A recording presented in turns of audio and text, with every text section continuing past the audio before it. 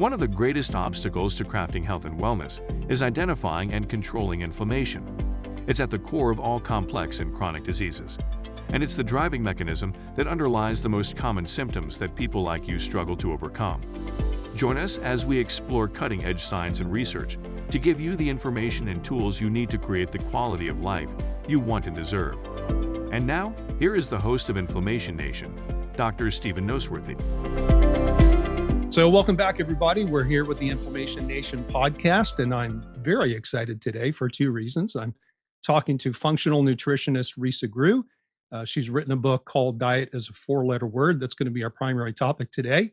And also, I'm excited because this is my first podcast interview. It's just been me for the last 8 months speaking in your ear. So welcome, Risa.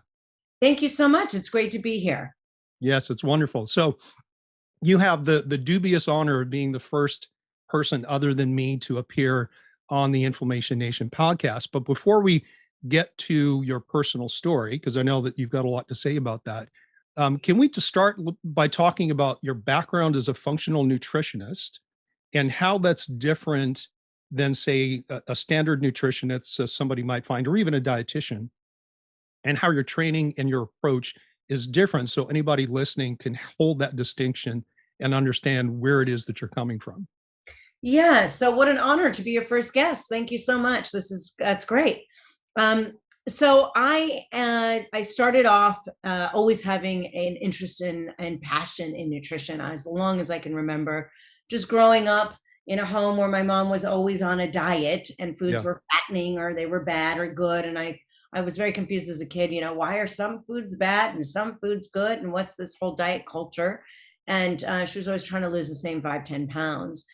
And my grandma was doing the same thing. And, there's a lot of effort about, some foods were demonized and some foods were good. And I was just always so confused. So I had this passion for nutrition pretty much since I was born. And myself, I was also all through high school on a diet all the time because, there was maybe 3 pounds I could have lost and been thinner. So it was a lot of that until you're finally, after college, I think I can't do this anymore, right? You've tried every single diet out there. And so I became a nutritionist and I was a certified clinical nutritionist. And basically everybody walked in my door and I would basically put everybody on the same diet type because I felt that was the healthy way to eat. Yeah. And I realized that some people really thrived and some people didn't. And I thought, why is that they're not thriving? Everybody else is thriving. And I realized it took me quite a bit of time, but I put together my methodology, which is called FoodFrame. Also, the title of my book, FoodFrame, Diet is a Four-Letter Word, is because that is my methodology. I understand that people should be eating according to their current health status. So, for example, if you have blood sugar dysregulation, you'd probably do best on either keto, if you're qualified for that, or paleo program. If you've got IBS, irritable bowel syndrome, or IBD, irritable bowel disease, or SIBO, small intestinal bacterial overgrowth, you'd probably be best suited for low FODMAP. And so, there's several of those types of things that I realized if we have the person eat according to their current health status, they will thrive. So that's where I created FoodFrame. Yeah. And, it's funny you say that. And I love that perspective because I don't know how long it was into my own foray into functional medicine that I realized that diet can't be a one size fits all. So you said you do this according to someone's current health status. So do you see this as kind of a flexible model where somebody might change food frames as their health status changes? Correct, exactly. So depending on what your situation is, and I talk about this in great detail in the book, that perhaps let's say you're autoimmune, you've got an autoimmune disease, I would recommend AIP, the autoimmune protocol. And then after that, I would either suggest either a paleo program or a low lectin program. Sure. Yeah. Both of those will be very anti-inflammatory and help with that cytokine storm that's created once we have autoimmunity. Yeah. So that's where I started getting into functional medicine and thinking instead of just eat this way, this one size fits all, in addition to your health status, we should be looking at your labs. We should be knowing what you what is your health status, right? Unless you already know it, but we should take a good look and figure out what your health status is. Yeah, and I think that that perspective of basing diet decisions on your metabolic state is probably one of the main distinctions that you could draw between someone who's trained as a functional nutritionist as opposed to your, and I don't want to say this to disparage anyone, but just kind of like your run of the mill standard training conventional nutritionist or dietitian, Right. which tends to be very much kind of stuck in a box. Would you agree with that? Oh, absolutely. The registered dietitian is typically going on based on whatever the food pyramid is at that time. Yeah. And it's, sort of a low fat, low, just a one size fits all. And there really is not a lot of talk about inflammation. Right. There is a lot of talk of blood sugar dysregulation and autoimmunity. So functional nutrition is very similar based on the 4 pillars of functional medicine, that we look at root causes, right? Why is this person having a headache or bloating? And then we're looking at prevention. So our reference ranges are a little bit more narrow, and we consider the body as one whole interconnective unit that everything has to do with each other. And then the 4th pillar is our data. We need to see data. I always say I'm not very good at playing darts in the dark with the lights off. I can't really see the target. I'm going to do some guessing, but I'm probably not going to be as accurate as if I had the lights on and I can actually see where I'm aiming. Let's talk about that, because that was one of I have 2 quotes that I pulled from your book that I wanted to throw out there and have you just kind of expound on. That was one of them. So why don't we touch on that rather than tabling that and coming back to it? And I totally agree. Like, you'll hear people say, and I've said this myself, we want to test and not guess. Right. So give me your perspective on that whole concept and why it's so important that things are personalized. I think we're living in a day and age where we have so much information, right? The TV tells you what kind of movies or TV shows you would be liking. The Spotify tells you what kind of music you would like based on your past history. And, I'm hoping that when my grandchildren are born, that they'll take their blood and say, here's your genetic makeup. You have the choice to make a left turn over here instead of going straight, right? We know that our genetics load the gun. And then what pulls the triggers are lifestyle and our environment, right? That's what pulls the trigger. So if we already know what loads the gun, then we're less likely to go for that, right? We can make choices. But now we're living in a day and age where we don't know. We're still guessing. It's crazy, because in 20, 40 years from now, we're going to be laughing. Our great grandchildren are say, you mean you had no idea you were going to get cancer? That's crazy, right? Yeah. So we should know. We have the technology and we have the medical advances to know that the genetics load the gun. Yep. So I do believe that we should be customizing everything. I mean, I have people who come into my office day after day. My neighbor just lost 42 pounds on keto, but I tried it and I didn't lose anything. Well, of course, my first question is, do you have a gallbladder, right? Do you know if you have, is your bile sticky and gooey and sludgy, right? Is your GGT tested? I don't ever see that on conventional labs. And then I'm looking at, is your steatocrit on my stool test that I give everybody? I'm looking to see, do you have fat malabsorption? If you have any of those things, keto is not going to be for you. Yeah. I don't have any of those things, and I still could not get into the state of ketosis without exogenous ketones. So right? Exactly. Yeah, it's not made for everyone. Yeah, and I love that whole aspect. And this is, of course, one of the cornerstones of root cause medicine, functional medicine. It's all, and Jeff Bland now calls it personalized lifestyle medicine, which that phrase is catching on as well. Talk to me a little bit about functional medicine in general, and the role that you think diet plays in personalized wellness, because I travel around the country and have for 15 years or so teaching functional medicine seminars, and I'm surprised at how many credentialed practitioners doing functional medicine, or maybe learning it for the first time, want to fix everything with supplements, and they really don't emphasize diet all that much. So what's your take on maybe even the centrality of diet and getting that right in the overall functional medicine paradigm?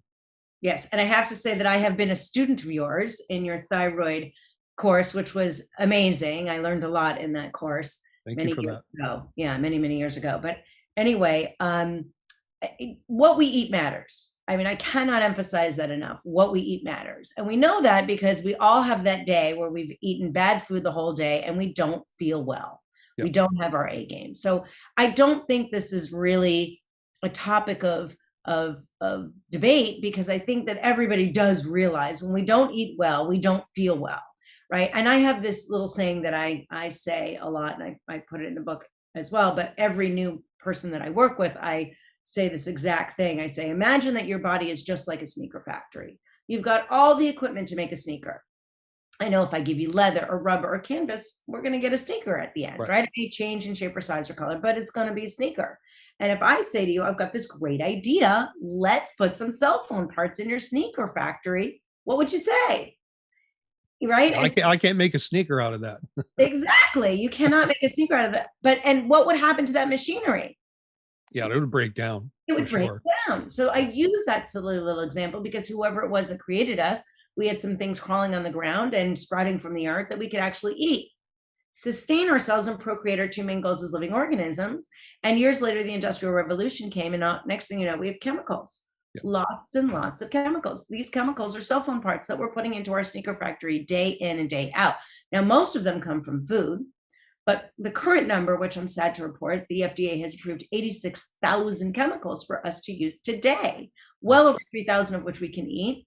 Most of them aren't even tested. Other countries do not permit half of these. Right. I just got a supplement in my office last week that came in, and there were three dyes and corn oil and soybean oil in this supplement. I mean, it's more inflammatory than it is any benefit that this person, right? And people, it's, they're on every shelf. Yeah.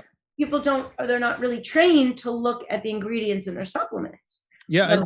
And, to be honest, and there's only, I think, a handful of companies that make pharmaceuticals nutraceuticals for practitioners like you and I that really pay a lot of attention to toxins and contaminants. In California, of course, with Prop 65 leads the way in terms of purity standards. And so the average person who either goes online or talks to a neighbor or even goes to see a specialist, and maybe they go off and they buy supplements online on their own, or they go to their local health food store. What's the risk? Yeah. What's the risk? Or Costco. What's the risk that they're going to be taking something that may have some kind of a metabolic effect that is favorable, but is perhaps counterbalanced by the toxins that are in there because of poor sourcing and manufacturing? Can you speak to that just a little bit? It's rampant. I mean, people bring part of the first appointment is they bring their supplements into my office, or I look at them online if I'm working with somebody virtually. And, I don't want to put any manufacturers under the bus, but Nature Made is just, it's unconscionable to me. They have soybean oil and corn oil in a lot of their products. Yeah. And those are highly inflammatory oils. Yeah. So, and people are taking these twice a day, 3 times a day, every day for years and years and years. And yeah, it may be a little bit, but that is going to have an accumulative effect. It's causing inflammation. Yeah. So absolutely. It is really important to, yes, you can get absolute cheaper supplements. And a lot of people bring supplements into my office from Costco, and sometimes they're okay, but most of the time they're not. You have to remember these big box stores are really looking for margin. They're not focusing on quality of products. They're looking for margin. So they're looking for cost. They want it. They beat up the manufacturer basically because they want a lower cost to bring to their consumers, which is great. But I wouldn't sacrifice quality for that price. So it's always important to look. And so getting back to what we eat for nutrition is extraordinarily important. I mean, if you're eating a vegetable, let's say, that is GMO, it comes from a GMO soil. We already know that it's depleted of nutrients. Right. We already know that it's an endocrine disruptor, right? That glyphosate that's constantly in your system, right? And then, of course, let's talk about meat that is fed all these cows, let's say, that are eating grains, which they're not really born to eat grains, they're born to eat grass, and they're no longer eating grass, they're eating these grains with GMOs and so on and so forth. Antibiotics and growth hormones. And exactly. And so that's what we're eating. And they're drinking water that has also antibiotics in it and a host of other things. And so we are what we eat. And we also are what we absorb. So, but we're eating these foods that are slowly but consistently chipping away at our health. And so it's really it's a burden on us that we have to look, but it is really important. It's critical that we look at the quality of our food. Yeah, and something you said reminded me, and I wanted to pull out two quotes. One we've used already, and I have another one that I want to get to. But I remember you saying something about, and you can clean up my paraphrase, something about how our health status is the sum of all the small decisions we make on a daily basis. Exactly. That's Yeah. exactly right. It is. It has this cumulative effect. If we're already breathing in chemicals, it's in the chairs, it's in the paint, it's in the fabrics, it's in the sheets, it's in the everywhere we go basically has some kind of treated chemicals. So we're Yeah. getting it in the sunscreen, we're getting it in the fragrances, in the candles at the restaurant that we're going to.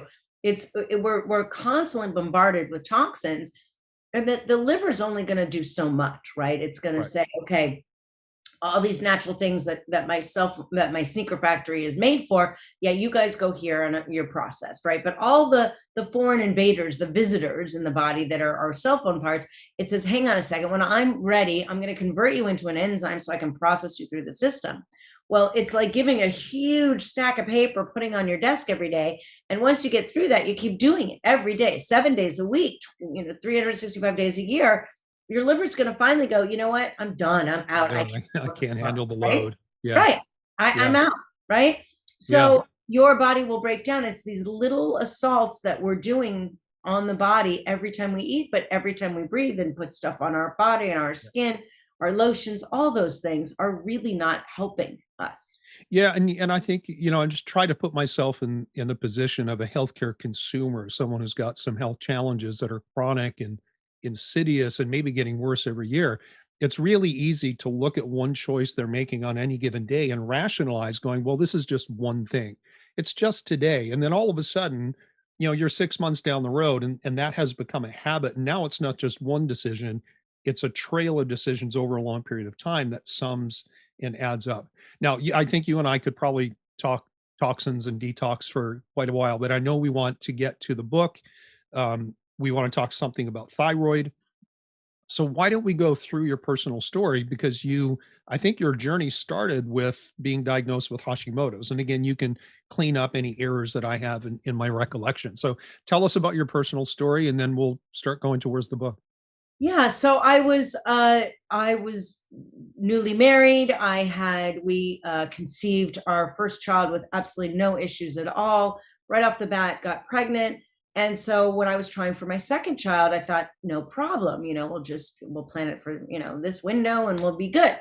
And I just couldn't conceive. I could not get pregnant. And then I did a couple of times get pregnant, and I lost the baby right away. So it was a couple of miscarriages in there. And so I started to go to a fertility specialist, and they tested my blood, and the doctor came back and said, oh, you have a hypothyroid. Hmm. I said, oh, I do, and I was kind of surprised. He said, here, take this. And he hands me a prescription for Synthroid. And I said, well, what do you mean? Like, how long do I take this for? And he said, every day. I said, no. For how long am I supposed to take this for? Until I conceive or, And he said, oh, no, for the rest of your life. Right.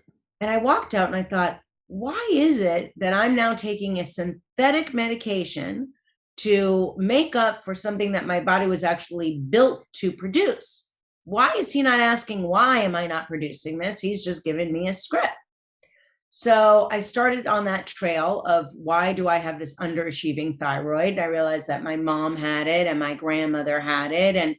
And so I kind of went down that road, and I started doing some research about, how can I fix this? And I ended up doing acupuncture, and I changed my diet a bit with my thyroid diagnosis, and I got pregnant, and I had a completely healthy pregnancy and childbirth and everything. And maybe within the year after I had my second child, I went to a naturopath doctor, and they tested me on my thyroid and everything. And and I actually was already back in school to become a nutritionist. And so they told me that I have Hashimoto's. And I said, Hashimoto's, what does this mean? And what? And then there was a very brief meeting, and then the next patient they basically escorted me out of the office. I'm like, well, what do I do? There was no handout, there was no nothing. There was really, I was not told, and this was a naturopathic doctor. So I didn't know. So I just did a deep dive. What's happening here? And so I did all this research, and I could not find a list of root causes that can cause Hashimoto's. I mean, it literally was nowhere to be found. So I started to create it. And I realized everything I found, it could be Epstein-Barr virus. I tested myself. Sure enough, I had it. I treated that. Could be high levels of mercury or heavy metals. Mine were through the roof. I had eaten tuna fish pretty much my whole life, every day for lunch forever. And then of course, ahi for dinner. And so I had really, really, really high levels. So I did chelation for a year and took care of that, and still had Hashimoto. So I went through the whole list, and MTHFR. And I mean, I just went through the whole entire list and put it in my book, because I feel like it's such a valuable resource that people should know. And I went through that whole list, and I'm now about 10 points away from my reversing Hashimoto's, at least reversing my antibodies. So Sure.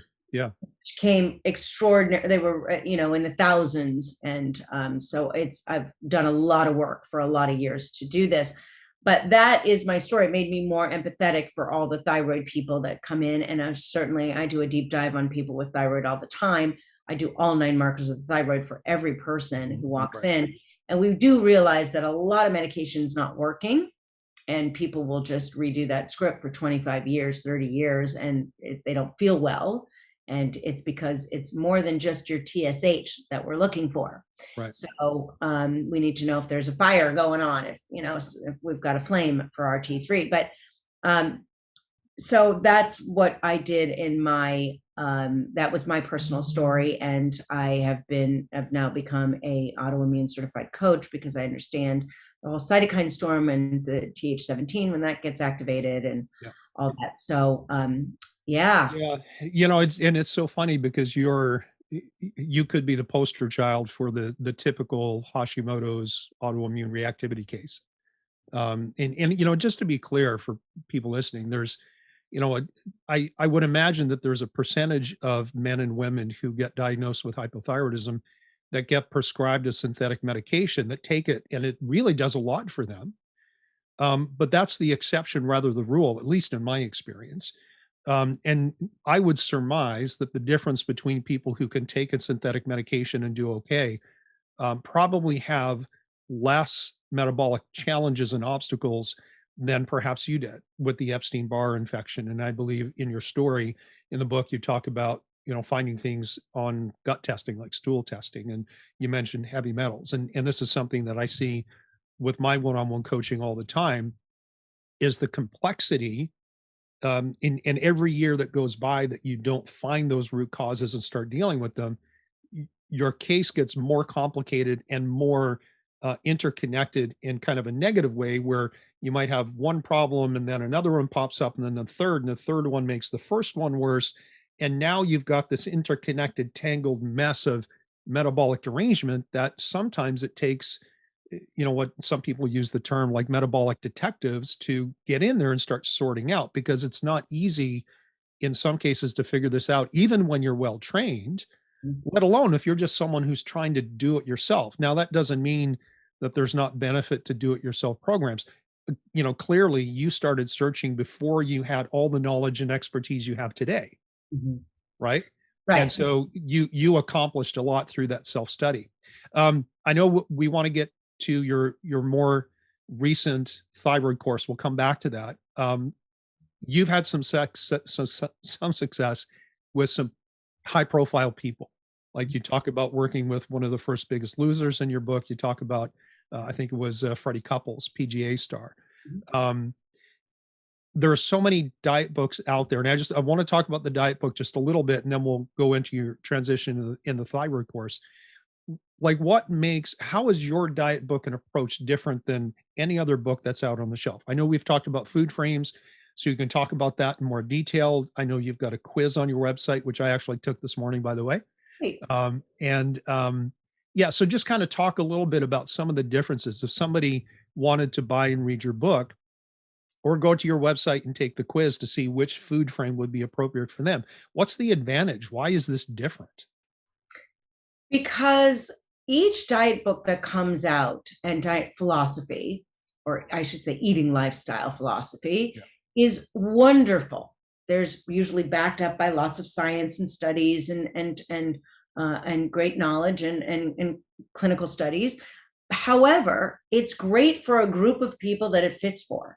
Yeah. But there's lots of people who do it and say that just didn't work for me. Yeah. And of course it didn't work for you, because if you have SIBO and you're on, the vegan diet and you're eating all these grains and legumes, you are going to feel horrible. Right. You're going to bloat. You're going to continue your chronic diarrhea or your chronic constipation. That is not a good fit for you.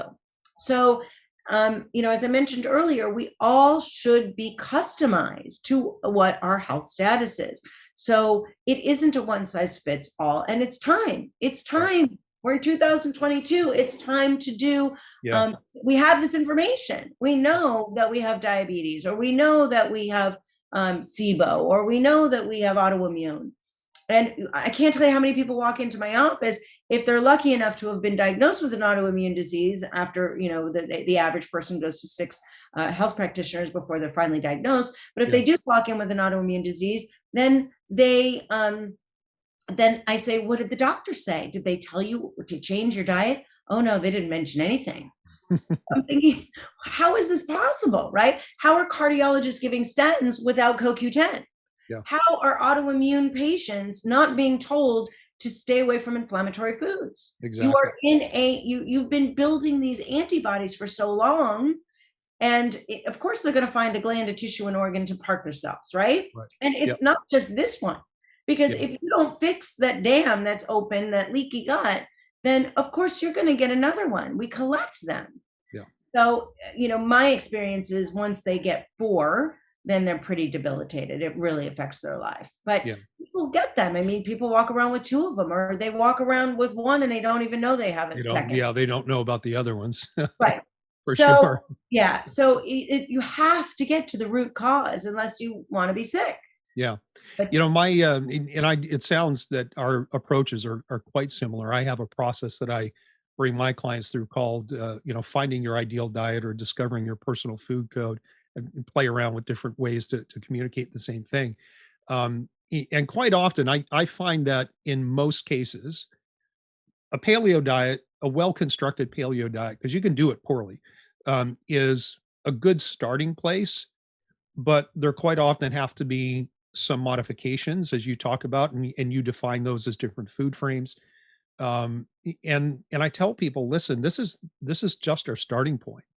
We will figure out, as we start getting specialty tests back, as we start to see how you're responding to the diet changes that you're implementing, we will tweak and modify this, and your ending diet might not be the same as your starting point. And it sounds like you have very much the same perspective. Exactly. You're always tweaking. I mean, I'm working with a rheumatoid arthritis patient right now. We got her from major inflammation down to pretty much nothing. And then it started to creep back a little bit. And so I started to go through everything. Her diet was pretty good. She did have a little bit of gluten, not knowingly, and we took care of that. It was a few weeks, but then it came down, and I said, what oils are you using when you're cooking at home? And she said, we only use olive oil. I said, at high heat on the stove? And she said, yes. And I said, bingo. I said, change that to avocado oil or coconut oil and see what happens. And sure enough, the next time I spoke to her, she goes, I can't believe it. And it's not that that olive oil is the demon, but it is an inflammatory food if it's at high heat. Right. Yeah. And I just have to touch on, because it's so relevant to your listeners that are interested in inflammation, the story of Freddie Couples, one of our greatest golfers of all time, came and he wanted to lose 20 pounds before the Masters. I said, no problem. Forget about this. Easy. Tell me about the back pain, the chronic back pain that you have been famous for your whole career. He's like, he goes through this whole story. We talked maybe half an hour. He's telling me then this and then this. And I said, where are the surgeries? He said, I never had a surgery. I said, you've never had a surgery. So I said, has anybody ever checked you for inflammation? He goes, I don't know. I said, well, I'm going to order some tests. He goes, order whatever you need. Now he had traveled with his physical therapist. He had a doctor all over the world. He had doctors everywhere. He was always chronically in pain. His number was a 7 or an 8 out of 10 every single solitary day. And he had a lot of smell sensitivities. He had headaches. Now he lives on 2 golf courses. Both of his homes are on golf courses, and he works on golf courses, right? I think I know where this is going. Go ahead. Right. Exactly. So what are golf courses treated with? Yeah. Chemicals, right? Yeah. Oh, he's just breathing them in day and all night, all day, every day. And so we detoxed him. And sure enough, that very first week after he was on my detox, I said, Freddie, what's your number? He said he was a 4. Yeah. And then every week I've ever seen him ever since, he's always a 0 or a 1. Yeah. And it was such a great story for him because it was nothing really structural. I mean, he's swung that golf club thousands of times, millions of times, but it wasn't actually a structural thing. It was an inflammation problem. Yep. And once we took care of the inflammation, it was good to go. Yeah. He lost that 20 pounds. Yeah. I just got back from a camping trip. We were out for a week with my 84-year-old dad. Oh, wow. And one of my nephews was with us, and he asked me, he said, Uncle Steve, your background as a chiropractor. So he asked me about this recurrent sacroiliac joint pain, lower back pain that he had. And he said, every time I go to my chiropractor, he adjusts it and it keeps coming back. And I said, well, one of 2 things is going on. You've either got some motor compensations that are promoting that abnormal biomechanics, or you're probably chronically inflamed. And until you deal with that inflammation, this is just a red flag. It's not the problem. You think it is because that's where the pain is coming from. The problem is your inflammatory diet and lifestyle. And he got it. He's like, okay, I'm starting to understand. Yeah. And that story plays out in practices like yours and mine all the time, doesn't it? Yeah, absolutely. And just a note on weight loss and inflammation, because it's so frustrating when people want to lose weight. There's 5 reasons typically why we don't lose weight. But the major underlying reason why a lot of people could be eating well, exercising, their thyroid's good, their everything's balanced, their hormones are balanced, their cortisol is balanced, but they are holding on to the resources because we have a fire in the basement. And once we get this fire in the basement, it's like having somebody on the 2nd floor saying, hey, can you help me change the light bulb? And you're like, what? You want me to change the light bulb? I'm waiting for the fire department. I'm like putting all this, getting the hoses out. And once we get that inflammation down, then the body says, I don't need these resources anymore. I'm good to let them go. But when you're in the state of crisis, your body's inflamed, it's holding on to everything it's got to possibly have because it doesn't know if it needs it. So it's really important. People get really frustrated, and I've seen it so many times that once we get that inflammation out, whether it's you're filled with parasites or pathogens, or it's whatever else it is, it could be your nephew that has this inflammation, we're not going to release those resources. And I'm glad you said that, because you spoke to mechanisms, and especially now with the abundance of research and the number of people, even lay people, who are going online and trying to find research about controlling inflammation. They come up with articles or even podcasts, YouTube videos about supplements like turmeric or resveratrol, or the role of glutathione, or any number of other well-known, well-researched anti-inflammatories. And they take it and they feel better for a while, then they stop, and then the pain comes back because the inflammation was never addressed at that root cause level. Now, let me transition, because you talked about weight loss, and this is the other quote that I wanted to talk about in your book. You said losing weight is a side effect of wellness. I thought that was so well put. So let's talk about that. That's one of my favorite lines. Me too. Because I tell everybody I work with, and it is a side effect of wellness. I don't care if you're skinny in the coffin. I'd rather you not be in the coffin, right? Yeah. So it's not about, how we look. It's about I care more about the numbers on the labs than I care about the numbers on the scale. Yeah. So if you want to diet and get skinny, sure, I can get you there, but that's not going to help you, right? What you need are the numbers for longevity and quality of life and lack of inflammation and homeostasis, right? We want the body in a state of balance.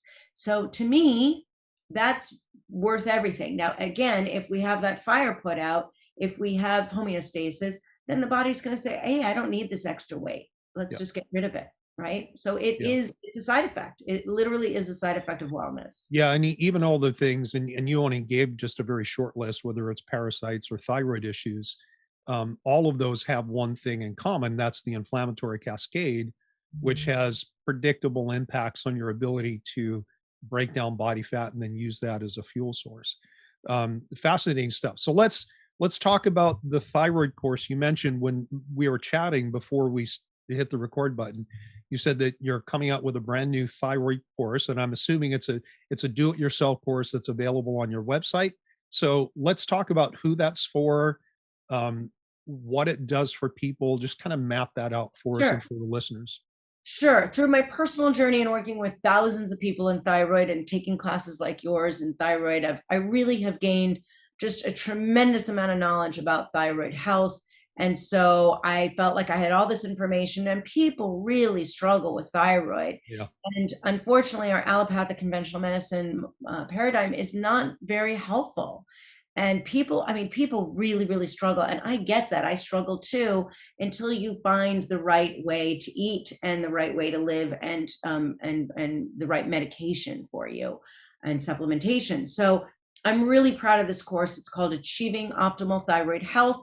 And I put everything I know into it. And so I've focused on hypo and hyper, Graves and Hashimoto's, thyroidectomy, and I talk about what to eat, what not to eat. I talk about supplementation, what to take, what not to take.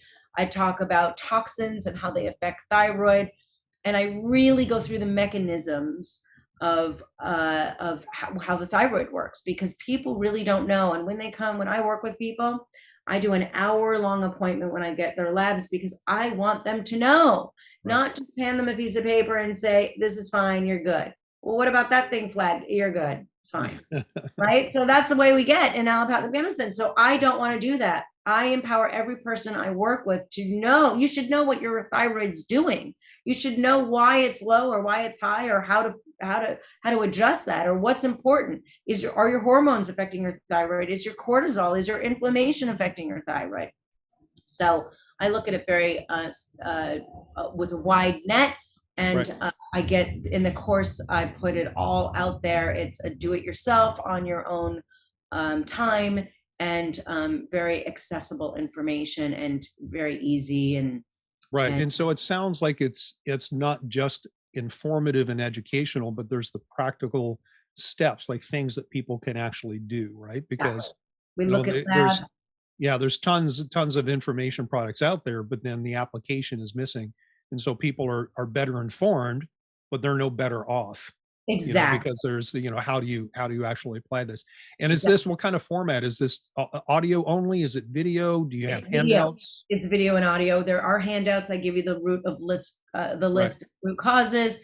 I give you food sheets, logs of foods, what to eat, what not to eat, tons of handouts and information.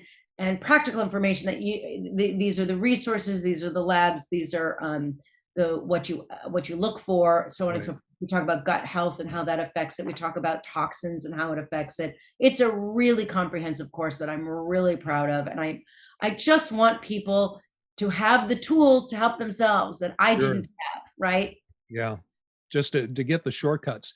And I always, because there's so many information products out there these days, from not just practitioners, but even lay people who have their own story, who cobbled together some kind of approach, and now they're selling that out there. You've been endorsed by some pretty heavy hitters in our industry, right? If we just look at the book that we were talking about earlier about the Foodframes, you've got endorsements from Josh Axe and Stephen Gundry, the lectin guy, and Suzannae Somers. So is that the sphere that you've operated in, and you know all these people, and they're looking at your work, oh man, she's like spot on? Yeah, I've been really fortunate to have a lot of support. I mean, Josh Axe has been amazing to me, and he's really been very helpful. And all of them have really been supportive in my work, and they get it. They get that this is the way to go, that there are root causes, and not everybody should be vegan, and not everybody should be keto, or certain different diet types. So I Yeah. think that they've really supported me in this, and they believe in it. Yeah. So it's Yeah. been It's great. it's so needed. So last question, and then we'll talk about where people can find you. Like, what is the one piece of advice that you could give anyone, whether it's seeking their ideal diet or the food frame that would work for them, or whether it's in the world of thyroid? What's the one piece of advice you would give to somebody who's part of this inflammation nation, um, and they're wondering what their next step is? Like, what's your advice and guidance for them? Get your labs done. Look and see, turn on the lights, find the target. Yeah. So get your full labs done for your thyroid, and see if there's any metabolic issues with blood sugar dysregulation. What is your inflammation? What are your white blood cells look like? How's your kidney? All those things. Take a deep dive in your blood, and then take a deep dive into your stool, because I have people that I'm working with that, I can give you thousands of examples where they are just riddled with candida or H. pylori or pathogens. There's some parasites that can lead to Hashimoto's, and Right. there's tons of pathogens that lead to different autoimmune diseases, rheumatoid arthritis, and colitis. We can go on and on and on. It's not just a pill to manage it, Yeah. right? And watch the slow decline. It's not this IV treatment that you're getting for Crohn's disease that's going to keep you alive. It might manage it for a little bit, but I wouldn't recommend eating gluten and having those infusions, but they do. So it depends. If you really want to reverse your health and optimize your health, then you have to find out what the landscape looks like. Yeah. So you got to get that blueprint first. So that's what I the highly clarity. recommend. And the second thing I would recommend is look at what is going into the body. Look at your shampoos, your conditioners, your toothpaste, your water, your supplements, your food. Look at what you're putting into your body. Is this good enough? Right? When we go to different countries, they have so many. This is new information. Just a few weeks ago, we did some research, and the EU, Europe, had banned over 1,300 chemicals for their cosmetic industry. Mhm. The US at the same time banned 11. Yeah. We banned 11. They banned 1,300. So you're thinking, we permit so much. We have to be our own advocates. Our government is not watching out for us. So go eat and live with your eyes open. I think it's a surprise for people to learn that toxins can get absorbed through your skin. I don't think they think that. They certainly can understand I can breathe in something or I can consume it, through my GI tract, but thinking, well, maybe I should not use these toxic household cleaners, or maybe I need to opt for a cleaner line of personal cosmetics. And I know that you know the statistic, but we're in the state now where babies are being born with upwards of 280 or so chemicals in their umbilical blood. Exactly. We're born toxic. We don't become toxic. We're born that way. And that's just so critical and so crucial. It is. It's mind-boggling that we have so many chemicals that brand new babies are already toxic once they're born. It's criminal what is happening. So be your own advocate and decrease your toxic load. Absolutely. All right. So as we close, where can people find you? Yeah, I'm on risagrouxnutrition.com. Let's spell that out. Yes, it's RISA, and the last name is Groux, GROUX, like X-ray, nutrition.com. And there you can find my book. You can find my course, my product line with my detox and all my other highly good quality supplements, and then lots of recipes for sure. You can take the FoodFrame quiz there as well, and see a bunch of testimonials, including Freddie Couples. And my book is also available at Target and Barnes & Noble, Amazon, and Instagram and TikTok now, and all those places at Risa Groux Nutrition. Awesome. And I'll put a link in the episode description as well. This has been fantastic. I really, really, truly appreciate you coming on. Well, thank you so much. I'm glad. It was great to be here. And I'm just, again, so honored to be your first guest. Yes. Yeah. This one's going to go down in the history books. Yeah. All right, Risa, take care. Thank you. Thank you. Thank you so much for listening to the Inflammation Nation. If you found this episode valuable, please rate, review, and subscribe to our podcast. Be the first to know when a new episode drops so that you can stay on top of your game. It also helps others like you find the answers they need. And why not head over to my main website, drnoseworthy.com, that's drnoseworthy.com, to explore my personalized functional medicine coaching programs, submit a question to the podcast, maybe take a quiz, or even reach out to me using the contact form that you can find there. We'll see you next time.